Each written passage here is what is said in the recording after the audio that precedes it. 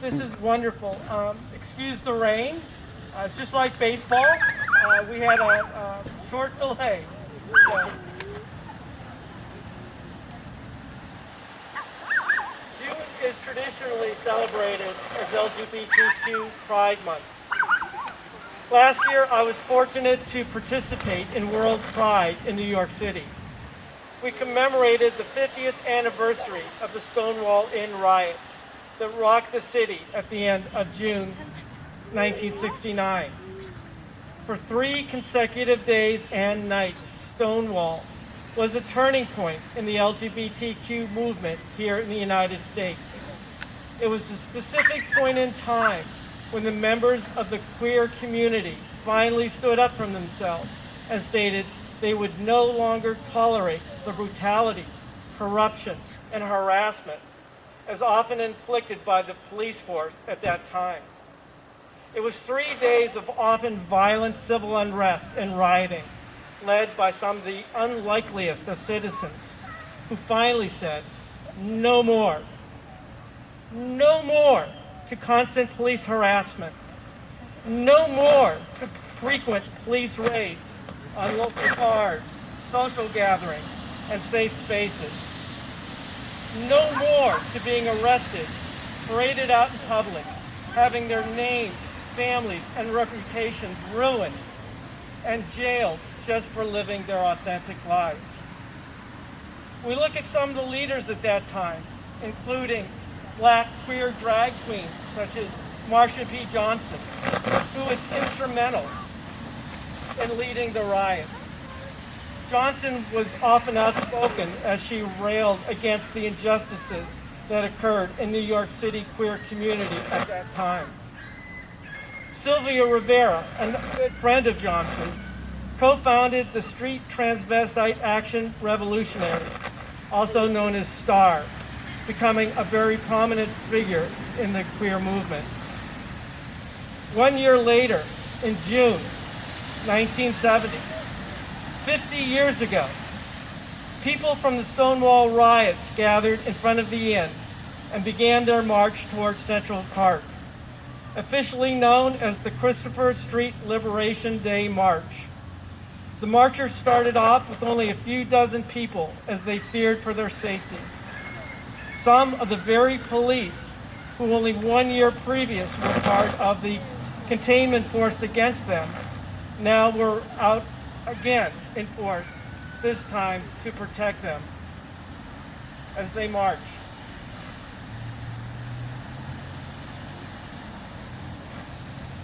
The march itself extended some 15 blocks.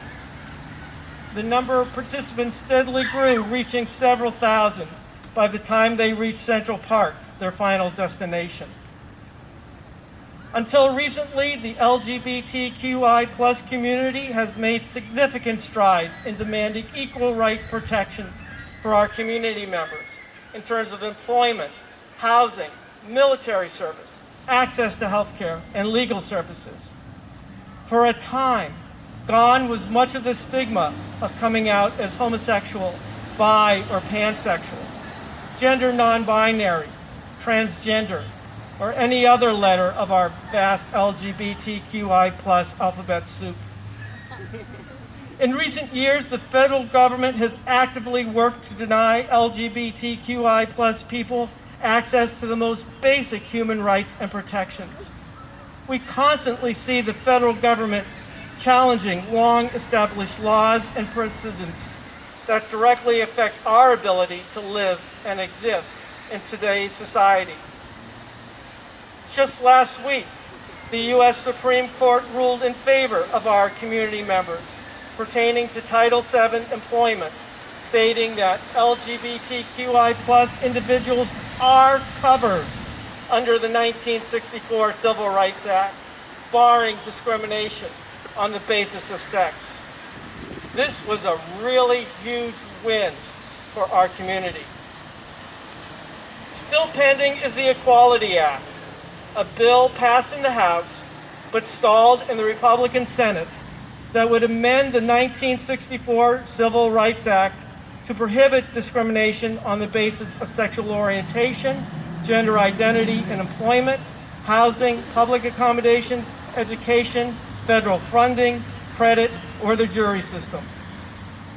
Today, 29 states have not passed anti-LGBTQ protections for their citizens. The Equality Act seeks to remedy this by applying existing state anti-LGBTQ discrimination laws nationwide.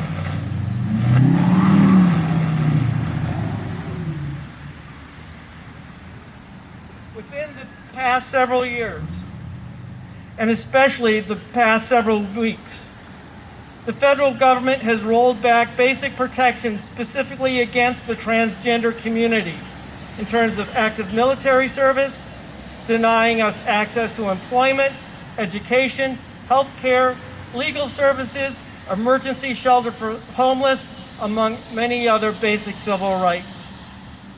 The government is once again redefining the concept of sex along strict biological appearance of anatomy at birth, rather than one's inherent sense of self, gender identity.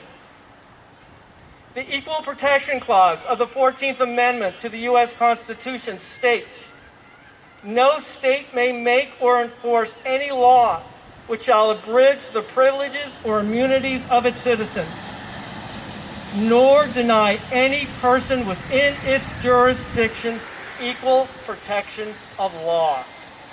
Yet this is exactly what our federal government is doing today. This is illegal and unconstitutional behavior on the part of our federal government against our community, and it must not be allowed to continue. Here in New York, we are fortunate that have laws that protect our community members and families, beginning in 2002 with the Sexual Orientation Non-Discrimination Act, SONDA.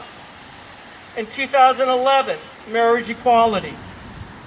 Only last year, 2019, Gender Expression Non-Discrimination Act, GENDA.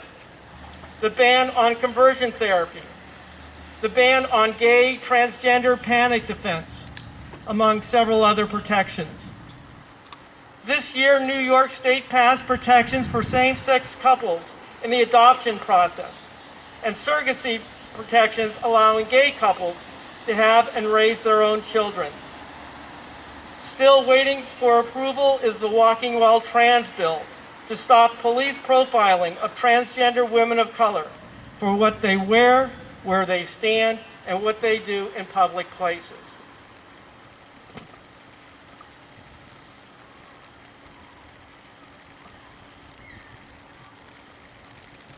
This is also the time we demand the end of violence against the transgender community, not only throughout this nation, but throughout the world.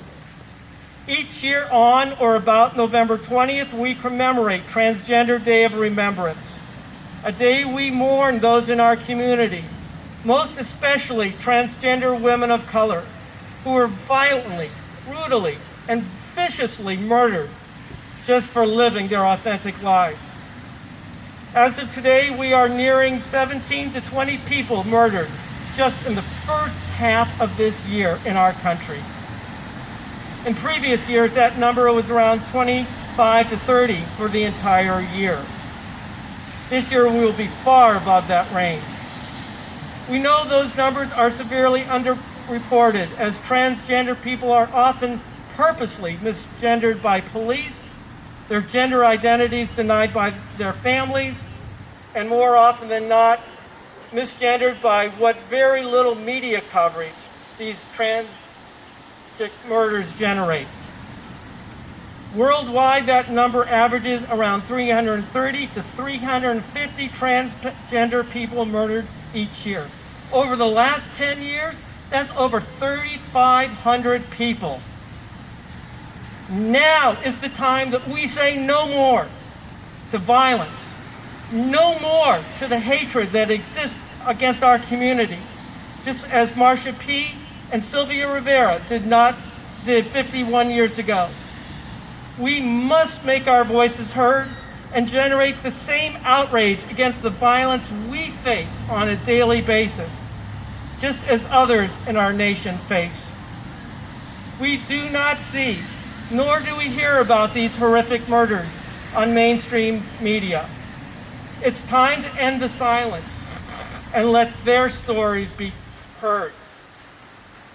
As I have said so many times in the past, the LGBTQI plus community is not looking for more rights. We're not looking for special rights. We only want the same rights as everyone else in New York State. We are only demanding equal and equitable rights and protections. With that in mind, what's left of this month of June, Pride Month, let us go forward and enjoy and celebrate Pride. And let us forever be Plattsburgh proud and North Country strong. Thank you.